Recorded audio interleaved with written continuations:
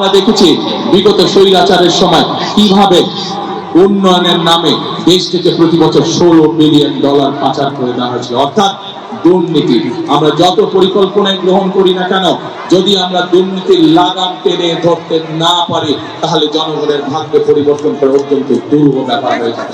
সেজন্য আমরা সিদ্ধান্ত করেছি যে কোনো মূল্যে আমাদের যত পরিকল্পনা আমরা বলছি সেগুলোকে বাস্তবায়নের জন্য, সেগুলোর সুফল যাতে জনগণের ঘরে পৌঁছতে পারে, তার জন্য আমরা দুর্নীতি এবং আইন শৃঙ্খলা রক্ষা যে কোনো মূল্যে জনগণের জন্য, এই দেশের জন্য আমরা নিশ্চিত করব।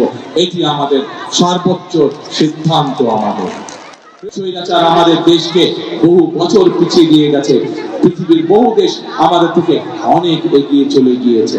এখন প্রিয় ভাই বোনেরা, আমাদের সামনে যে কোনো মূল্যে আমাদেরকে পরিশ্রম করতে হবে, যে কোনো মূল্যে আমাদেরকে আমাদের দেশকে গড়ে তুলতে হবে। কারণ আপনারা, আমি, আমরা সকলে, এই দেশই হচ্ছে আমাদের প্রথম, এই দেশই হচ্ছে আমাদের শেষ ঠিকানা।